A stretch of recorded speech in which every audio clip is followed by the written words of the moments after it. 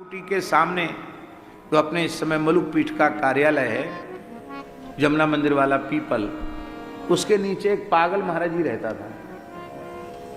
और वो मोहल्ला ही ऐसा है भगवान की पता नहीं क्या, एक न एक पागल हमेशा रहता है। हम तो 1981 से देख रहे हैं, 2025 चल रहा है, 1900 पता नहीं क्या, एक न एक पागल हमेशा रहता है। हम तो 1981 से देख रहे हैं, 2025 चल रहा है, 1981 से 2025 चल रहा महाराज जी। उस मोहल्ले में कोई ना कोई पागल रहता ही है, अभी भी एक अवधूत पड़ा रहता है।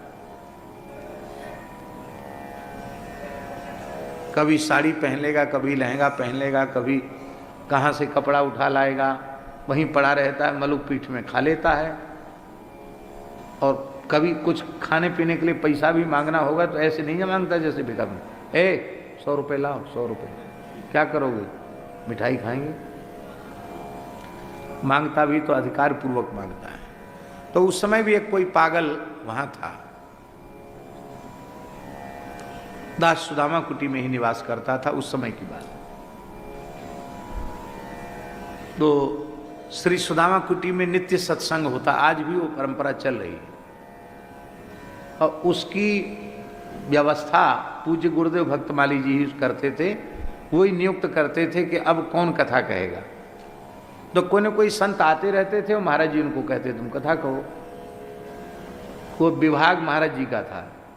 तो जब कोई साधु कथा कहने वाला नहीं रह जाता तब हमको कहा जाता था, महाराज जी कहते पंडित जी अब कोई खाली है तो अब तुम कुछ सुना दो। हम विद्यार्थी थे पर महाराज जी की आज्ञा थी, इसलिए विद्यार्थी होने पर भी हमको अवसर मिल जाता था, हम कुछ सुना देते, सुना दिया करते थे। वो पागल वहीं रहता था। ये बात सन 90 से पहले की होगी। नख वख बड़े बड़े उसके ऐसे ही नहीं।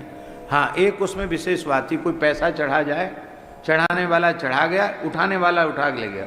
उसको कोई क्या चढ़ा गया, कौन उठा ले गया। कपड़े भी कोई उड़ा गया, ठंड में रात में कंबल, और सवेरे कोई उठा ले गया तो उठाने वाले से भी कोई इतराज नहीं, बोलता किसी से कुछ नहीं।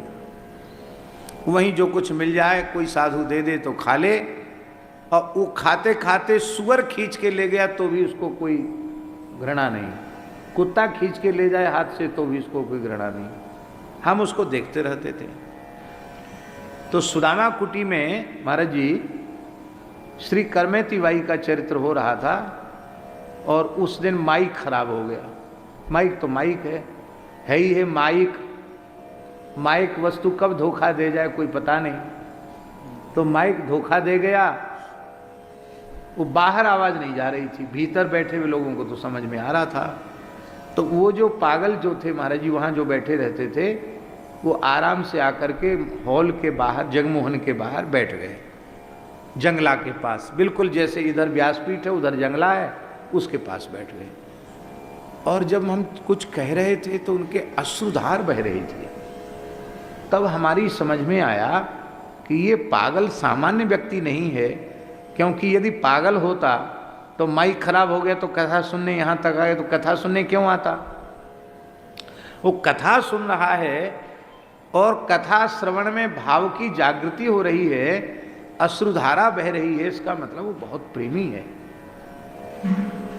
तो हमारा भाव परिवर्तन हुआ, और जब भाव परिवर्तन हुआ तो हम वहाँ से आते जाते हुए उसको मन ही मन नमस्कार कर लेते थे। एक दिन खाक चौक से आ रहे थे, पूष का महीना था, भयंकर ठंड थी, शीतलहरी चल रही थी, खूब कोहरा, इतना कोहरा कि लाइट भी एकदम कम चमक रही थी।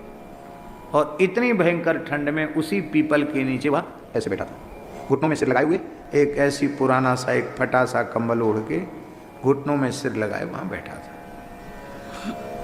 पीपल के नीचे। तो हमारे मन में आया कि बिल्कुल सर्वथा एकांत है, इससे आज कुछ बातचीत करना चाहिए, बोलता है कि नहीं बोलता है। तो हम उसके सामने गए, श्री सीताराम, श्री सीताराम, श्री सीताराम, ऐसे देखा। देखा तो उसने सिर झुका के प्रणाम किया, हमने प्रणाम किया। तो हमको लगा कि ये पहचान तो गए कि ये कथा सुनाने वाला यही है। तो हमने उनसे पूछा कि भैया आप कहाँ से आए? तो कई सालों से वहाँ था, आप कहाँ से आए? तो वो बोले फर्रुखाबाद से। फिर मैंने दूसरा प्रश्न किया, आपका किस घर का शरीर है?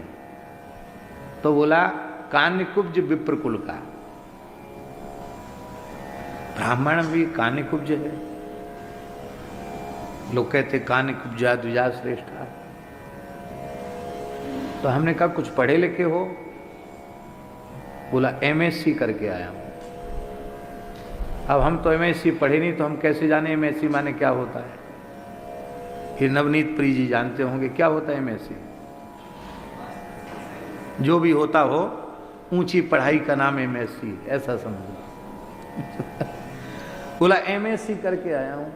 तो मैंने उनसे पूछा कि ऐसे क्यों रहते हैं आप?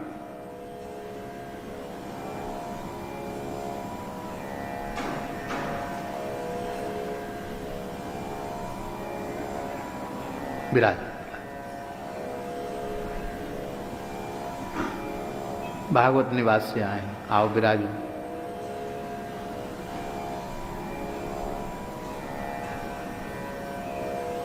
तो हमने कहा इस तरह से आप क्यों रहते हैं?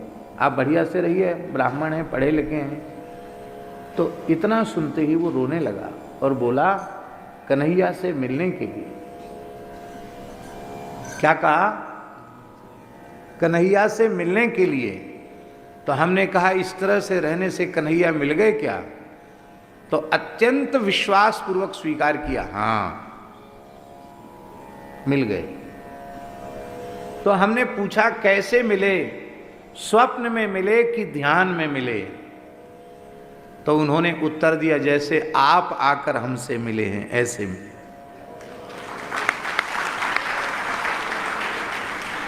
हमने कहा एक बार मिले, एक बार दर्शन हुआ। इतना सुनते ही फूट फूट कर रोने लगा। कहा नित्य होता है, निरंतर होता है, नित्य होता है, निरंतर होता है, बस यही दोहराता रहा और रोता रहा। मैंने श्रद्धावनत होकर, भूमिष्ठ होकर, मस्तक रखकर मैंने प्रणाम किया। और उसने रोते हुए एक वाक्य कहा, विष्णुदान जी अब देखो वृंदावन के पागल कैसे होते हैं। उसने रोते हुए एक वाक्य कहा कि मैं अपने तरीके से रहकर यहाँ भजन कर रहा हूँ, मेरी बहुत प्रार्थना है आप इस बात का प्रकाश किसी के सामने मत करो, नहीं मेरा भजन नष्ट हो जाएगा। तो मैंने बहुत विनम्रता से कहा, हम भी भावुक हो गए। हमने कहा मैं आपको वचन देता हूँ, जब तक आपका शरीर रहेगा, आप क्या हैं, कौन हैं, कैसे कर रहे हैं, हम किसी के सामने चर्चा नहीं। और फिर मेरे ही सामने कुछ समय बाद उनका शरीर पूरा हुआ, और कोई महात्मा थोड़ी लोग उनको मानते थे। वो जो कचरा वाली गाड़ी होती है उसी में लोग रख करके जमुना जी पहुंचाया है।